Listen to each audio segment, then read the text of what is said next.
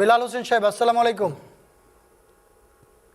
জি, ওয়ালাইকুম আসসালাম। জি ভাইজান, আমার প্রশ্ন হচ্ছে ইমাম মাহদী এবং ঈসা আলাইহিস সালাম জি দুজন একই ব্যক্তি কিভাবে হয়েছে, জি এইটা কোরআন হাদিসের ভিত্তিতে।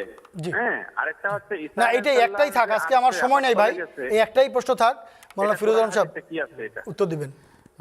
আপনাকে ধন্যবাদ। দুজনেই একই ব্যক্তি হওয়ার কয়েকটা প্রমাণ আছে। একটা প্রমাণ হলো দুজনেরই কাজ বর্ণনা করতে গিয়ে রাসূলুল্লাহ বলেছেন যে তারা এই কাজই করবেন, অর্থাৎ উভয়ের কাজ এক এবং অভিন্ন। এটাও প্রমাণ করে যে দুজনেই আসলে দুই ভিন্ন ভিন্ন ব্যক্তি নন, এক ব্যক্তি। ইবনে মাজাহ শরীফ, সেহার একটা বই, ইবনে মাজাহ শরীফে এবং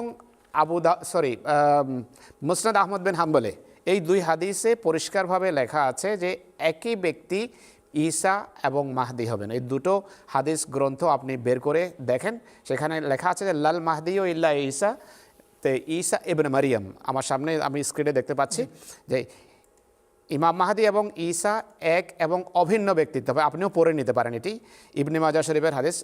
মুসনাদ আহমদের হাম্বলেও আছে, ইউশিকু মান আশা মিনকুম আইয়ালকা ঈসা ইবনে মারিয়ামা ইমামাম মাহদিয়ান হাকামান আদালান, যে তোমাদের মাঝে যারা জীবন পাবে বা তারা দেখবে যে ঈসা ইবনে মারিয়াম ইমাম মাহদি রূপে নাজেল হবেন, হাকাম এবং ন্যায় বিচারক হবেন। এছাড়া তার এক ব্যক্তি হওয়ার আরও প্রমাণ আছে।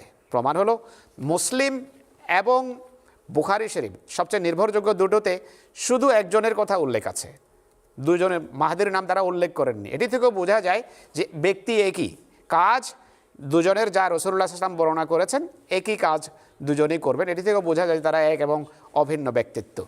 তো এই সম্পর্কে মানে এটা যথেষ্ট হওয়া উচিত প্রমাণ হিসেবে।